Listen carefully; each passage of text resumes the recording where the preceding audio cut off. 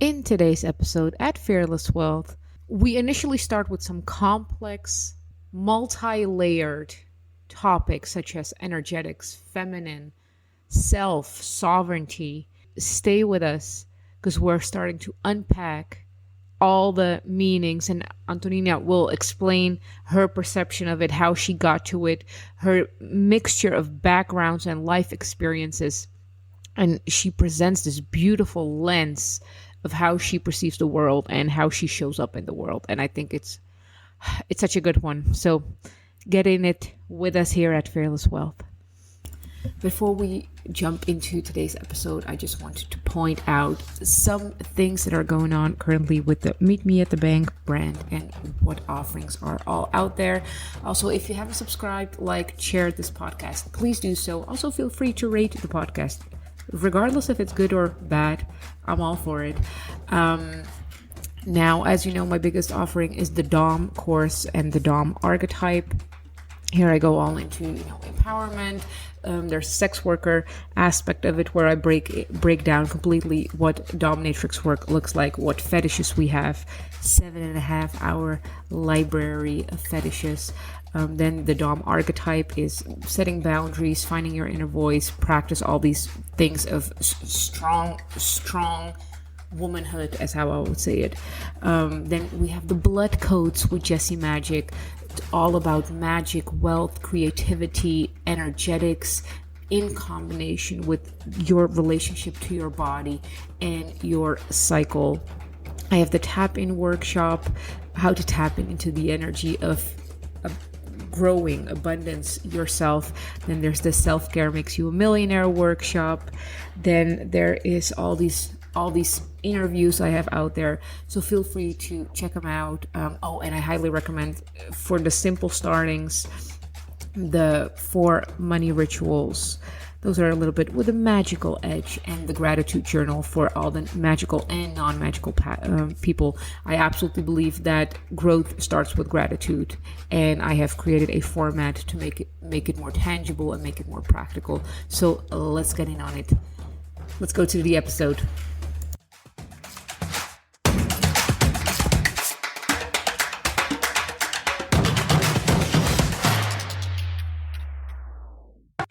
It's your favorite opinionated contour dominatrix friend, money witch, demon whisperer, alleged demon queen, 5%er business bitch, fake witch, and I have a new name, apex predator. Yeah. Here at Fearless Wealth, and today we have y'all need to look up her social media because she's her face is like perfection. She's so beautiful, it makes no sense. So I'm kind of struck like a fan. But today we have my East European friend with us here. Tell us all about you. Who are you? What do you do? Sure. So my name is Antonina Andreeva. I help high performance find creative solutions out of a personal crisis. So I usually come in when people are in the midst of an upheaval. They have reached a certain level of success, and the question that arises is what's now? Or they're transitioning to a new way of expressing themselves, and they kind of need to get from point A to point B. That tends to be the place where I'm drafted in. And a little bit about your background. You were born in? Yeah, so I'm Ukrainian born. I lived in the country until I was 12, and then my family and I emigrated to Europe. So I've lived in Switzerland for a couple of years. I've lived in Cyprus, an island in the Mediterranean, kind of affiliated with Greece, UK for about a year and a half, 20 years. So I have a diverse background. My family lives all over the world. My brother lives in the US of A. I took over the European chapter. And I am currently stationed back in Cyprus because the weather is great. Yes. And the taxes are good. And the tax is favorable. That's right, girlfriend. Yes. So what I absolutely love about your posts is you have found this enchanting magical language to describe feelings and processes that aren't masculine, in the sense like, hey, if you want to go to A to B, you do this, which is, I feel like, every East European background. Right. So would you describe that as more of like energetic works, or like feminine based thing? Like, to Sure. someone who doesn't know that type of work, like, how would you describe that? Well, first of all, thank you so much for your reflection on my writing. It takes me back to like when I just came online, and it took me weeks and weeks to master up courage. And I did, and I put a post out and nothing, nothing, no response, no sales, no nothing. So it's just a little bit of like, hey, you come a long way. With regards to writing, this is my interpretation of usually what I see in the energy. So I don't think it's adherent to any copywriting rules. I should know every time I hire copy experts. It's like it never goes anywhere. So that is just, my own exploration and my own interpretation of what I see in the energetic field. And through feelings, sensations, images, and what else? And kind of like other tangible intangibles is the best way that I can describe it. And then when it kind of comes in, there's depth and layers to it. And my work, my duty when the muse comes in is to capture it and to find a specific word that describes whatever is happening in that layer, and pass it on through the medium of writing. Do you feel that a lot of perhaps like traditional psychology is intertwined or rooted in your work, or is it all more like feeling based for you and you're like tuning in? What kind of first of all, controversial opinion here. I think I have massive respect for the field of psychology and what it has achieved, and my sense that there is at least a layer of psychology that's expiring right now. We are evolving at such a fast rate that alone isn't able to comprehend and support the space and the speed that we are evolving at. So I would say this isn't for everyone, but there's a cross-section of people who have gone through psychiatry or psychology, or down the psychiatry or psychology route, have experienced it, and yet there was something that wasn't able to grasp, that wasn't able to reach. There was a place, there was a spot in their psyche, in their awareness, that they weren't able to access through those tools alone, and so they naturally seek something out that may be considered as alternative, but it tends to hold the answer in what it is that they're looking for. And that was, of course, how I know this, because that was my route as well. Yeah, no, I agree with you on the psychology. I still, when I have a degree in psychology, but when I hear people say stuff like, bullies are kids who are being abused at home, I'm like, that's 80s psychology. That doesn't apply at all anymore. Like, it can be, but that's like back then, right? In the 80s, that was the rule. Like, someone was being bullied. Exactly. It was very one-on-one. And saying that same, a lot of my training does base on shamanic, neo-shamanic, but also psychological background. So I knew that, just native traditional methods are inapplicable in the society that we live in. So there's a well of inspiration from everything. And there is another level, another layer where it's like, yes, that, and what else?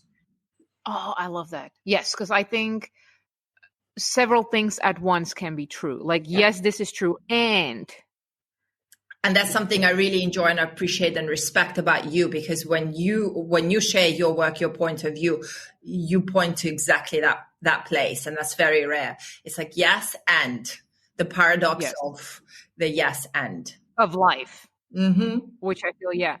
So how did you cross paths on this? Like, you're this excessively beautiful woman, you have a successful woman, mind you. You have a successful business. How did you get from, going from Ukraine, East Mm-hmm. normal Europe, and then to where you are right now? Because it's not a traditional path. It's not. I had, and admittedly, I had a little bit of a leg up. So I'm a second generation entrepreneur. And so already in my family, I've had that instilled by my father, who was the first generation.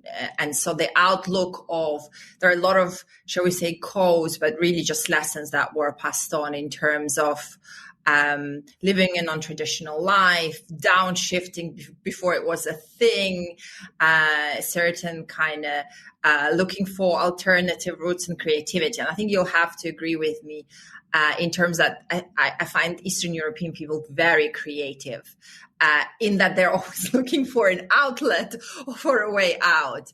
So early on, I knew that traditional employment route isn't for me. And I know that that's a trendy topic right now, but there's a level of maybe some neurodiversity. I don't classify it, I don't kind of label it or anything. So to me, it was really looking for a creative solution that I didn't have to fit into, that could work with me.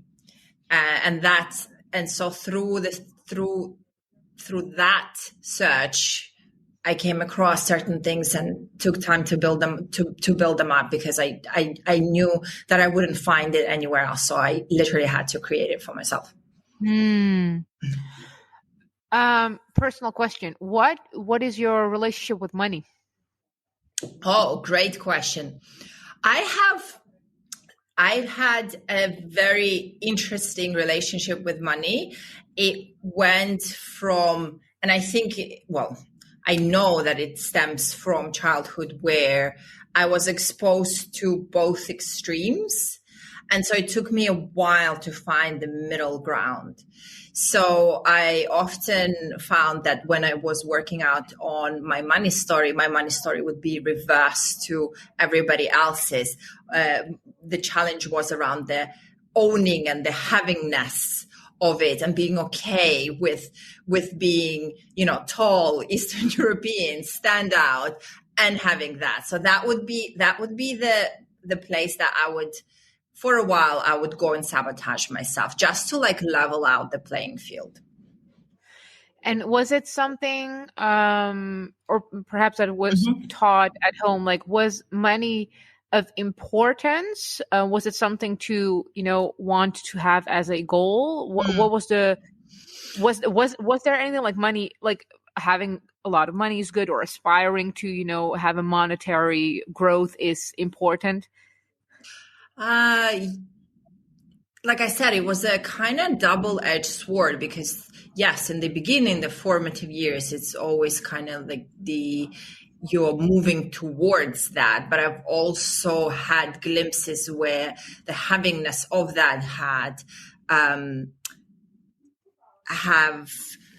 called up a negative reaction. And so there was an awareness around that. And I found that I was in this dance for a while, when I came into my own, where is the sweet spot of having it and enjoying it and appreciating for what it can give you, but not being solely focused on it for the money for the sake of having money, which is what I find the Western model of society is, right?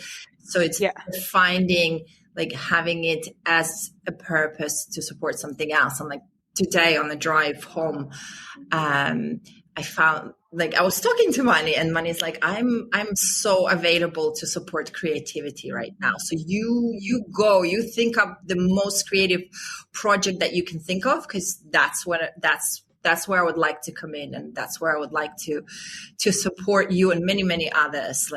New art, there's a renaissance that's happening in in the arts, I believe, in the creative field. And what would, so yeah, I absolutely hear you on like dancing with money. Like Yeah. it's like a tango. Like we both Oh, like there's leading, yes, there's following, right? There's like a flow. right. And the worst thing you can do to a dance is make it stagnant. Like just be like, Exactly. nope. Okay, Yeah. that's not a Yeah. Well, dance. this is what we're just, this is it. This is what we are about. It's like, nope, money will show you that's not like, that's, And in a if we would mhm. describe to a somewhat Western model, like what does money for represent for you? Like for me, I always say it's freedom, right? Like having no Yes. alarm clock, like just driving or flying wherever I want. Yeah. Like what does it represent for you? I would say it's a close one. It's freedom of choice, if I have to be very specific. So for me, freedom is freedom of choice. Do I get to stay in bed, or do I get to get up and go? Like you said, do I get to travel? Travel is another important. Just taste, sample life. I think Cultivate experiences. experiences. Yeah, definitely about collecting experiences. Hmm. And how are you in close contact with your family? Yes, I am. Yes. So do they understand what you do, or are they kind of like, our beautiful daughter is kind of weird, but it works? Do you know what it is? So the women in my family all have access to the gift. How it comes through is individual, but there are similarities. And it kind of tends to skip. So we have 3, and I think another 2 are coming up. So by now there's a certain acceptance that there are certain some of us are different, and they choose to express themselves different, and they do weird things, like they go online and they write about their experience or whatever it is, and somehow magically that brings them a desired outcome. So there's a certain acceptance into there isn't a full understanding, but yeah, there is an acceptance. Oh, I love that. It's Mm-hmm. always like I know that most kind of the weird people, the Yeah. artistic people, they start off and everyone's like, this will never work, and then it starts working. They're like, we don't know what she's doing, but it somehow It's somehow works. working, right? So when we had like the third one, the younger one, come up, um, their father said to her, "Are you like A, or are you like Antonina, or are you like the other one?" She said, "I'm somewhere in the middle." Right, okay.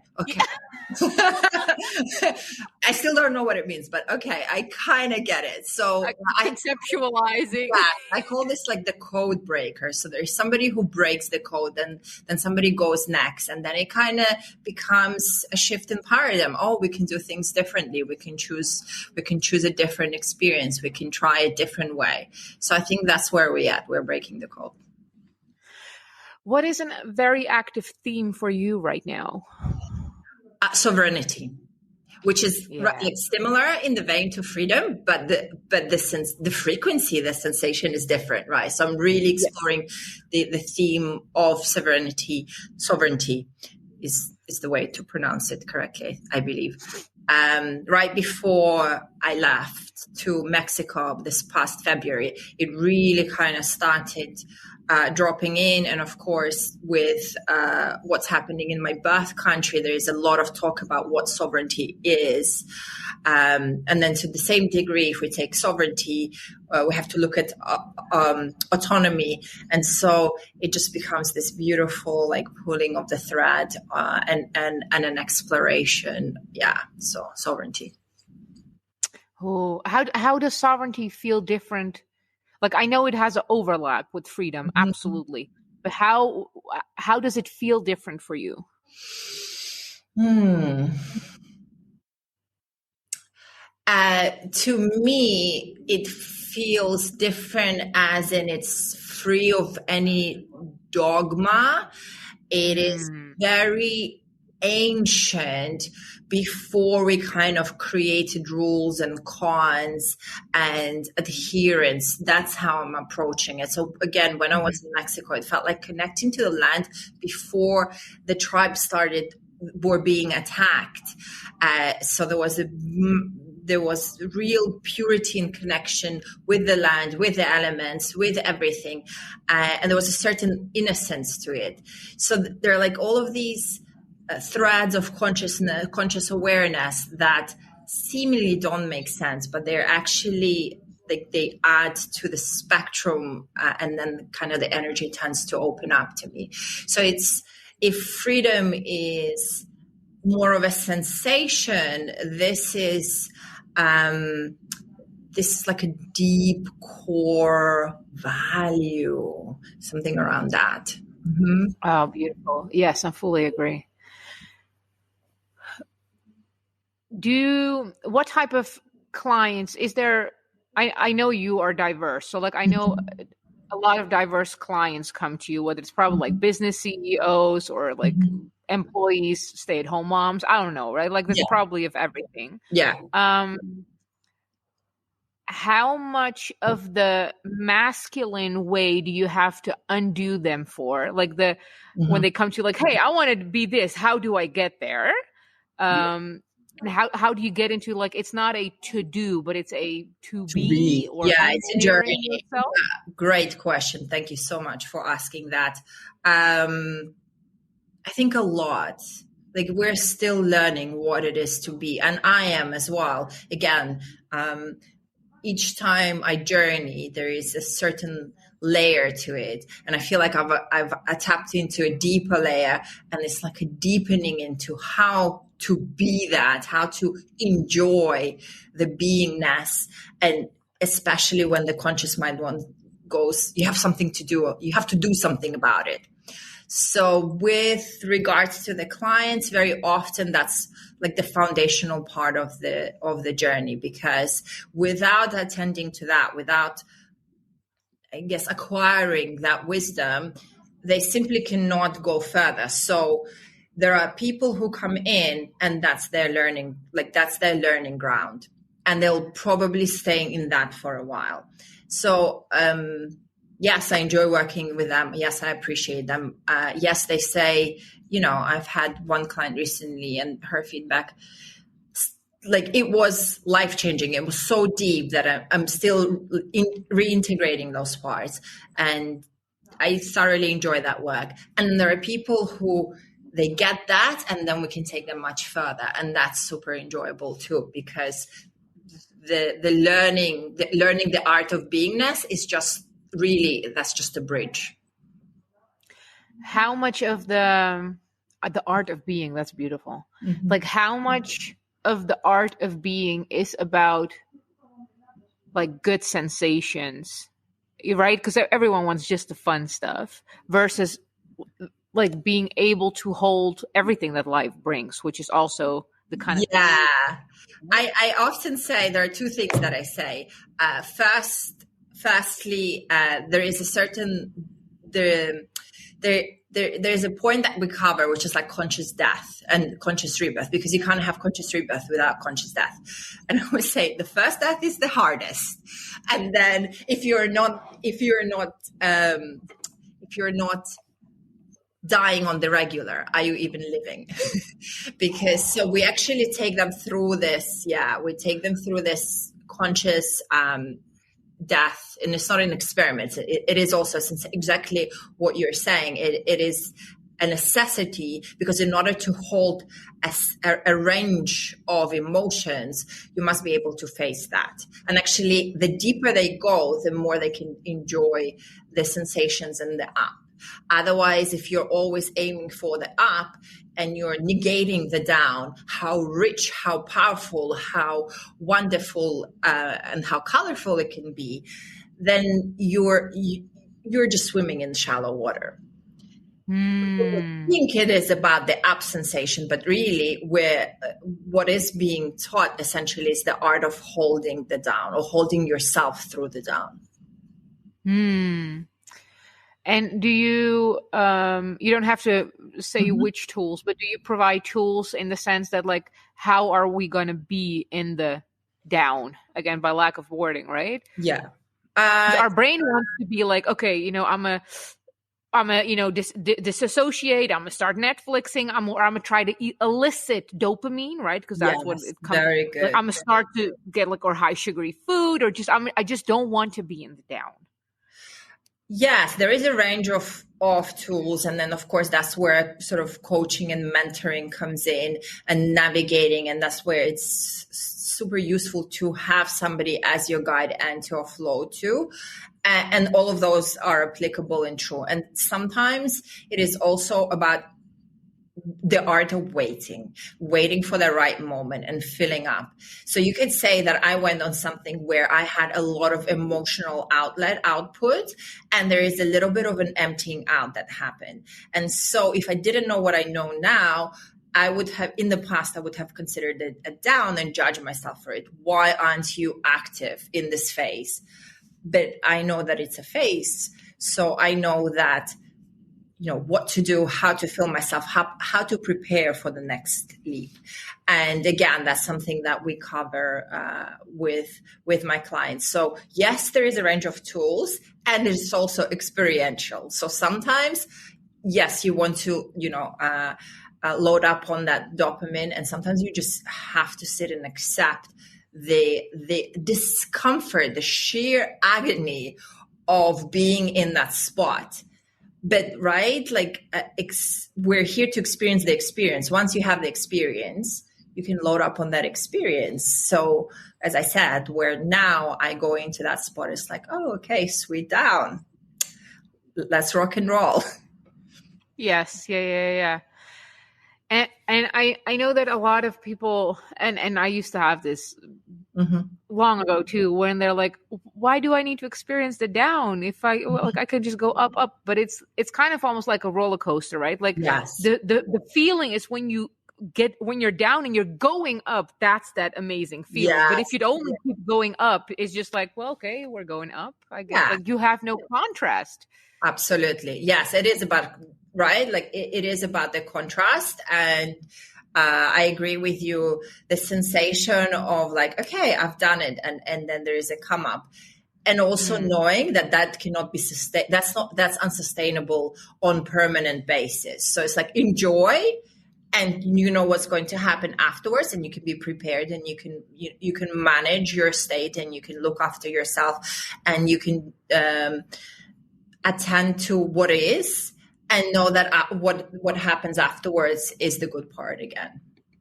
So beautiful. One of the other things that we say with our clients is down is where we mine the diamonds, and up is where we wear them.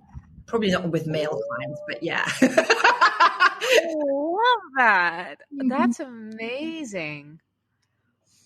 Do you witness a lot of self-sabotage in your client, or like self-destructive tendencies, regardless of how small or big they are? Yeah. I think I witness a lot of vulnerability and sensitivity. I think we don't give ourselves credit as to just how sensitive as humans we really are, and how impacted we can be.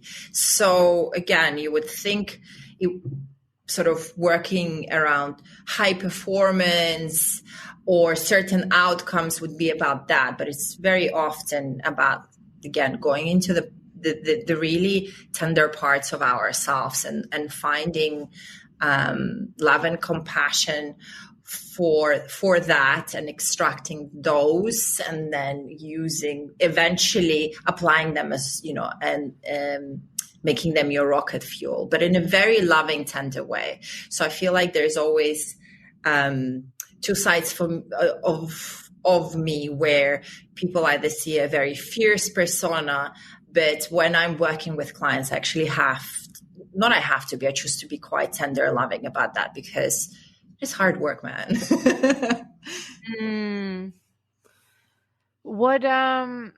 When did you start the coaching?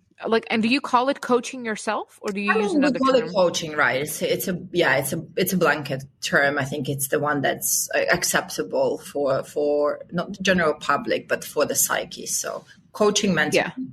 Yeah. When did I start it? There is a way where I've always done it, right? Like, we sometimes look for purpose, but purpose is always there. So I was the girl that girlfriends would come to, and like, what do I need to write to the boy? So there's some, like there is a varied skill set there. And then it's just understanding the different dynamics within family. And of course, having to fit into so many cultures, you become adept at being a shapeshifter and having to kind of be able to switch between identities and personalities. I'm sure that you've had that experience as well. So I think it's but like calling it that, probably about 8-ish years ago. So when my daughter was born, I was very clear that I don't want to go back to any type of employment, because it wouldn't cover the bills, and B, it just didn't make sense that I would be getting nothing and she would be going into childcare, just so that I could progress. So I said, I'm going to find another way. And it was also a big permission piece for myself about like, hey, this thing that you've been looking at, pardon me, for the last 7 years, like, why don't you tap into that? Like, why don't you give yourself permission to do that? And also having had a child who was born with some sensory or maybe extrasensory, who knows, challenges. She was very good at teaching me about different states, about what worked for her and didn't. So also through interacting with her, I remember coming into this awareness of the energetics, and then taking that and developing it further, but developing it through a lens of, I'm really enjoying this. Like, I really want to learn more about this and go deeper into that.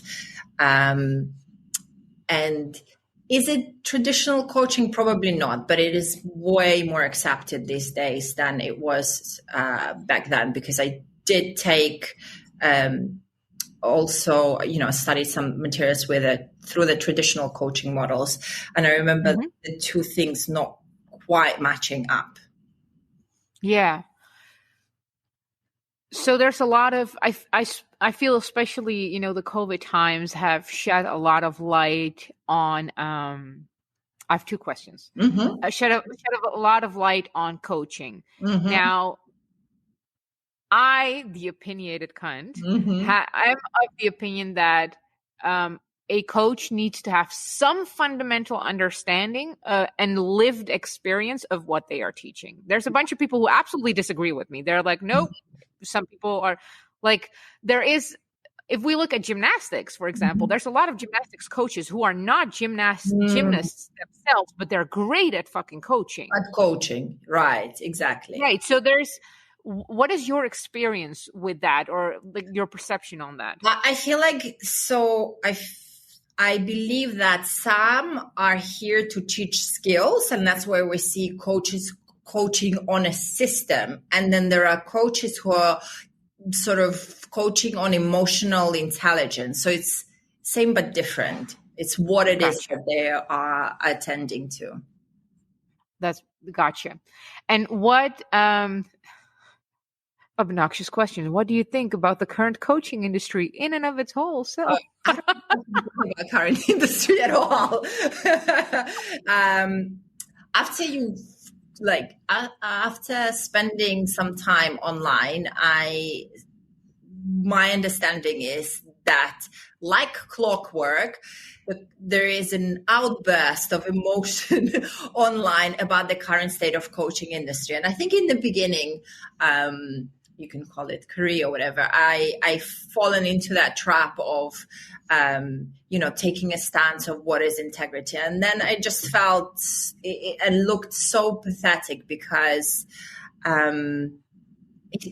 it's just schoolyard mentality. And so I prefer to focus on the quality of my own work, delivery. Like I said, I'm injecting creativity right now and finding my own unique flavor to what it is that I do, but also just life, like offline life.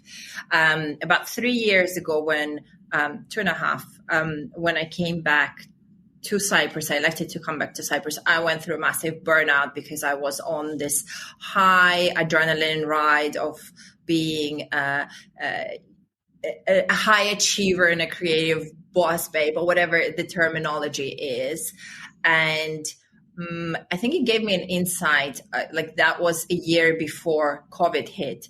So it took about a year for me to recover from attempting to do things this way. But there were other things in the background. My marriage was for under duress, and then there were two businesses that we were attempting to start at the right time. That is not a great idea. Anyone attempting that, do not.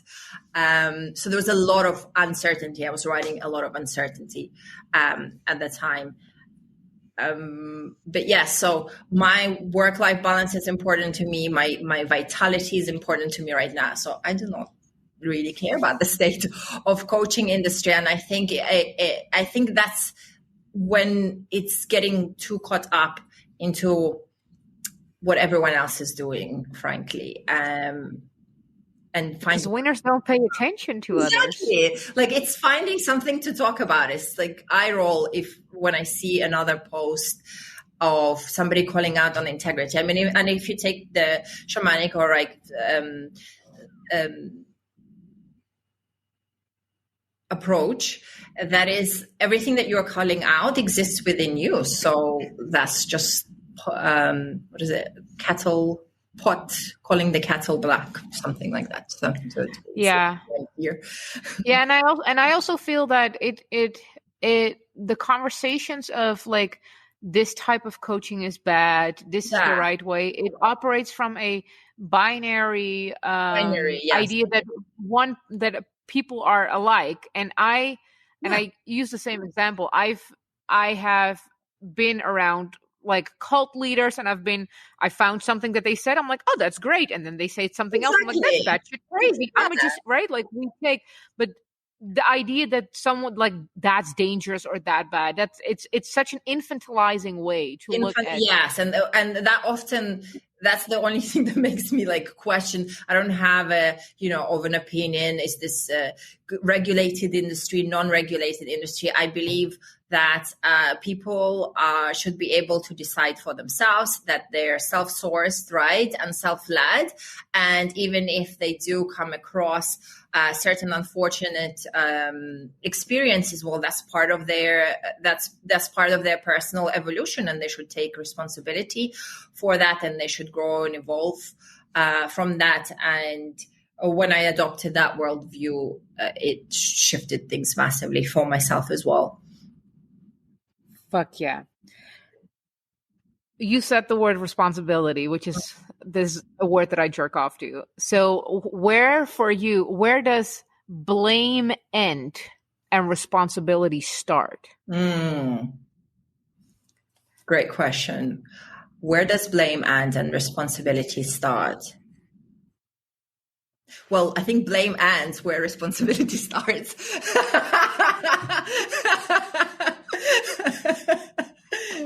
Right? Because again, if you're self-sourced and responsible, like who is there to blame?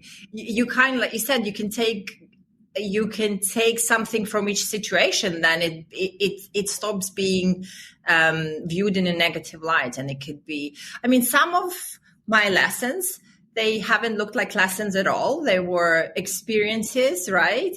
Where at the time were triggering or deemed as negative, and I had to find a way out. And sometimes, yes, they involved, paying for those experiences, but I still deem them, so actually I deemed them super valuable because of that. And that gave the acceleration. So when you claim the responsibility, is there blame? Possibly, but that's up to you to decide. Yeah, and it's a question that I like wonder daily. I don't, regardless, like depending on your like cosmology, right, mm-hmm. and like karmic view, potentially we are not to blame where we are geographically born, right? Yeah. But I do feel it's like our responsibility to live up, figure out our own values and live up to them. Clearly it's not you're not to blame if a tornado happens, right? And but it's your responsibility, like, hey, to to have a response to that. Yes. That's a really good example of that. And then elect a response, right? Like once you know that you can have a response, then you get to elect a response, because you can respond differently. You can react versus response. Absolutely. And there are flavors to response as well. Yeah, and almost like the dance of clearly you are not to blame if your bicycle gets stolen, but it's your responsibility to lock it. Yeah, right? to look after your bike, exactly, or to accept the consequences and maybe just go get yourself a new bike or something. Right. Like, yeah, I do. Yeah. Yeah. And a good luck. Yeah. What are some of the biggest, or maybe not the biggest, but the most important dogmatic layers that you had to undo yourself of in your personal evolution? And I always use my personal example. Like everyone was always like, I come from a hustle culture, a family. Everyone was working fucking hard. Right. So that was one of my biggest one where I'm like, it's clearly not how it works. Right. But just, yeah. So I think the one that I was working through a lot is threads of which have already appeared is the acceptance of havingness, and the way it played out in my story would be wanting to be accepted like everybody else, therefore not valuing, appreciating what I already had access to, and kind of downgrading my experience because of that. So to take it down a notch, it probably played into wanting to play with significance, and therefore, denying the beauty of femininity, and being able to witness my mother raising her kids and not understanding that it's actually a great privilege to do so. So in that, my own access to that, because again, in the Western world, that's a lot of the time, that's what we do. Gotcha. Oh, that's profound. Oh, I love that one. Yeah. What are with that? No, go ahead. Sorry. No. So I'm really still playing with that. So I kind of really went far out into the Western culture, and then coming back onto the island where there's a big community, and having to witness the more of a traditional values. But again, it's even the dance between what is nature nurture, and then how we're nurturing ourselves, right? If we're actively pushing ourselves, and if we take it down a notch. I remember discovering, thinking all the time, thinking that I'm quite lazy, and then discovering that it's just because my inner boss was a right bitch. So yeah. Then the question becomes, I'm kind of lazy compared to who? Yes, exactly. Compared to the marathon runner, or the video gamer who just is actually lazy and sits on the on the couch. On yeah, the for couch sure. all the time. Yeah, exactly. How I have to see how to phrase this question. In your journey and personal evolution of finding significance or acceptance, maybe, like how did you find comfort, maybe acceptance, in the fact that you are not like that, but you are your own unique weirdness? So how did I find acceptance in who I am? Yeah. It's an ongoing discovery. I think when I position it at discovery, and there's a part of me that is all about discovering new lands, new cultures, new flavors, just thrives on that. So if I view it through that lens, it's a beautiful dance. And another way of looking at it, I just got tired of non-acceptance from myself. So I was like, right, I can Mm. fall in love with my quirkiness and my difference, or I can like continue going against the grain and trying to shape it into something that is clearly not. Oof. Yes. Oh, that's beautiful. Mm-hmm. You mentioned already before a little bit, like, taking care of yourself. What does your self-care look like? Your very mundane self-care, right? Yeah. Look, so it's like currently, I think there's about 3 to 4 hours before I go into actual work. And this is not a luxury, this is a necessity. And just yesterday, it's so interesting. So yesterday, I gave myself the gift of going to a sauna. And usually I have an access to a sauna in my complex, but it's broken right now. So I went to this other place, paid the fee, everything. And it was like a little sauna circle that they were doing. And I realized that, the people who were attending were craving connection. They were really craving like the circle environment. I was just there for the sauna.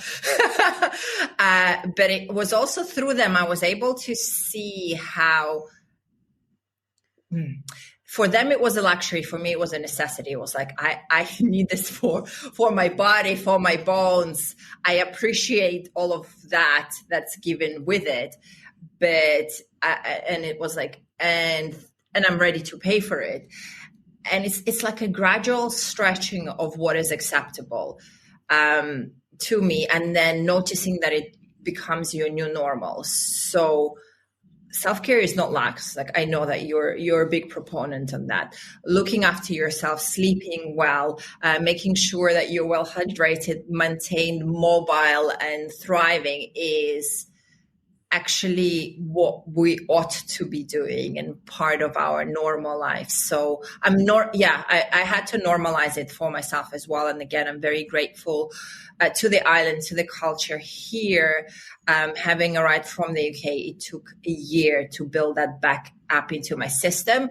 And having gone through a burnout, which I often feel like was my exit from the matrix, it's a non-negotiable for me. And now I'm looking into like stretching the periods of nothingness where I just do nothing and purely for myself, for my own pleasure. So currently I can go up to like 2 weeks before the mind kicks in, and sometime afterwards, but normalizing that, like, why can't I take the winter off? Who said that you have to work throughout the year? Why can't I do 3 months on, 3 months off? What is, so challenging myself around ideas like that, but also like, on a daily basis, it's about like 3 to 4 hours of beingness, and it's completely normal for me. Do you think that, because I heard you say, like, coming from UK, going to an island, do you feel that beingness and being more connected to, our human experience is more prevalent in like smaller communities, like an island, for example, than like the big, like a New York or a London, where everything of course. Yes. I mean, I remember understanding that I'm ready to leave London, which I had a love affair with for about 15 years because I couldn't see the stars out of my window. And the desire for me to be able to experience that was so great. I was ready to leave my identity of a Londoner behind and everything, all the glitz and glamour that comes with it, because that was important at that time. So yes, I think the smaller communities, weather and kind of obviously location, climate, all of those things play a huge part. And I mean, one of the things that I want by moving here is the endless car journeys. So the time that I have took back for myself, I reinvested into self-care, which calmed my nervous system, which rejuvenated, which allowed me the time to be. So yeah, absolutely. And what are some of the things that are part of your routine of Sure. self-care? So I like to change it up. I think it changes with the seasons as well. And I also know that sometimes routine becomes too routine. So it's good to break it up. But currently it looks like a 7 kilometer walk every other day. And I also have a thing where I'll have a masculine sport and a feminine sport. So right now it's boxing and high heel dancing. So my inner guy like gets off on boxing, and then my dudette or my muse, she's exploring her sexy kitten and learning how to bake souffles. So just, yeah, like I'll feel into how and what the body wants to move. When I was in recovery, it was about a year worth of Qigong and martial arts. Then it was gentle. Then I went through a period where I wanted to strengthen my body. So I was doing, quite a lot of weightlifting. Right now it's aerobic stuff, and I'll check in with myself, like, do I want to continue and I want to change it up? So that, then I have massages twice a week. I'm starting to work in a lot of body work, like body awareness work as well. That's coming through loud and clear. What else? As soon as it gets warm, I'll be adding in a swim. So like to make sure again that I'm getting in all the elements. And as I said, I felt it's unnaturally cold for this time of year here. So I was like craving more fire, more heat. So that would be something like that. And then I take Friday. Friday's a goddess day. That's a given, which means that we hang out and we kind of do whatever we want to. Me and a group of girlfriends. And Saturday is Sabbath day, meaning I don't do anything work related or thinking related, like the brain goes off. So yeah, just finding this rhythm, this frequency to what works and what doesn't, attending to the body a lot, really learning to be guided and eating intuitively. There's no limit. Like I don't limit myself on what I eat, how I eat it, as long as it's more looking for that response. And then of course, some type of energetic support, emotional support, because that's the area of my expertise, which means that this is the area that I need is required of me to be in integrity, meaning that I have somebody to go process my stuff with, so that I'm a clear channel for my clients. And same with energy, like my energy gets to be attended to regularly by myself. And then there are, a number of practitioners that I trust to do that because that's part of my toolkit. Quick side note, which languages do you speak? Ukrainian, Russian, English. I have some Greek. I understand better than I speak. French, a little bit of French as well. Mm-hmm. I always have to brag about my European people. Right, you speak 7 languages, isn't it? I'm certified to various degrees. Wow. In 7. I'll probably understand like 9. And then I have like friends who like sing in 20 languages. Amazing. 14. And I'm just like, yeah. Closing question. Yes. If you could time travel back to your 13-year-old self and taking and her actually acknowledging that you are the future you, what would you tell her? Oh my God. My 30, like you hit it right there. I would hug her tight.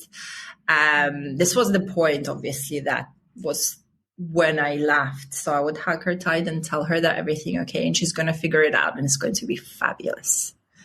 I love it. I love it. I love it. Yes, yes.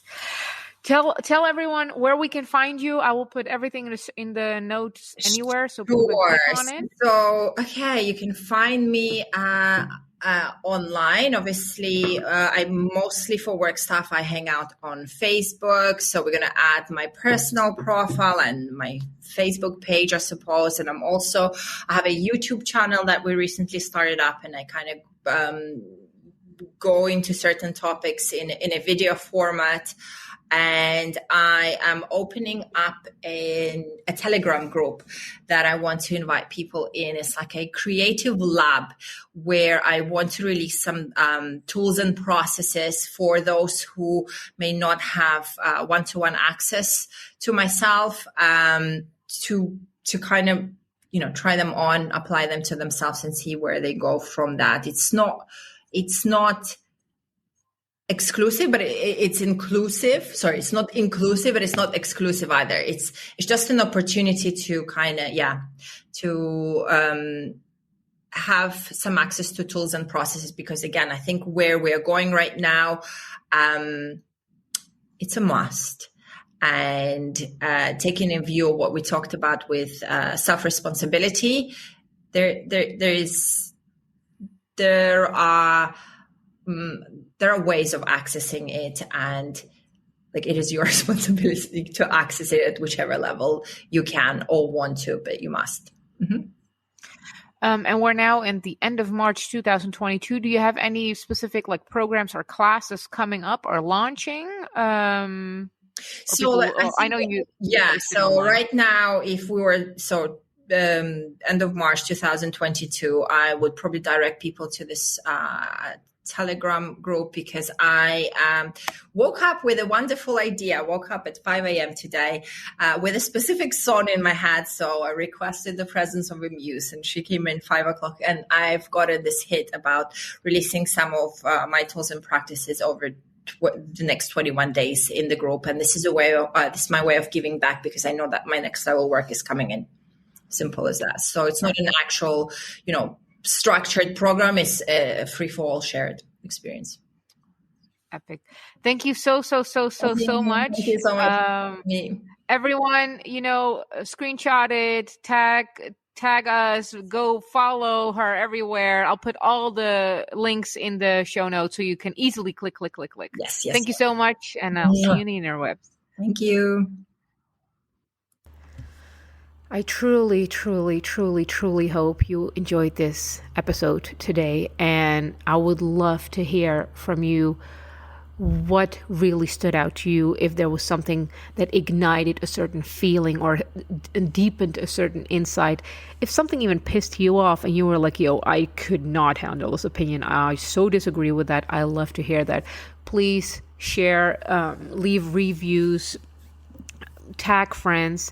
Connect with me on Facebook, connect with me and follow me on Instagram. On Facebook, I have elaborate discussions and I do get involved. On Instagram, it's more storytelling and sharing pictures, and I follow a lot of people back. As for what I do currently, my base course is the DOM course. It's a 2-part course where we get into the practical dominatrix work, which types exist. Almost 8-hour fetish library where I break down all the fetishes that exist, that I know of, that I've worked of, examples, what they are, what they not are, how one can utilize them, the traps and the upsides of it. And there is another part where it's all about embodying the dominatrix archetype, getting more in touch with yourself, learning about your body, being more vocal in your desires and your needs, being more confident in who you are and how you want to show up, dismantling old beliefs, even a lot of researching what some of the beliefs are that we hold on, some of the programs that run within us, and some of the coping mechanisms. As well as that, I have the Blood Codes 2.0 with our amazing Jessie Magic. This is all creativity, wealth, embodiment, in touch with being with our cycle, in touch with the external energies, a bunch of magic, a bunch of mysticism, a bunch of highly recommend. Then I have a workshop that's called the 4 Money Rituals. Speaks for itself. If you want to give your money magic a boost, they have been tested. They have been several dozens of times tried out, and the feedback was amazing. Then I have the Tap In workshop. It's a workshop where we demystify all these bullshit terms such as abundance, frequency, flow, positive thinking, everything that kind of the love and gaslight community ruined for us, and how to take back those words. But also, it's mostly focused on giving you a hands-on practice. I'm giving giving you examples of practices. I'm giving you examples of exercises, and I'll take you all through it of how to get back to, instead of the fluffy whatever it is, but really get back to the core of yourself, taking back the language and the meaning of certain words, and then use them. Then get into the practices and really amplify on life and however you want it to be. In the spring, I have a new wealth course coming, and in the fall, probably winter, I have a new Befriending Your Inner Demons coming. So again, thank you so much for listening. See you at the next episode.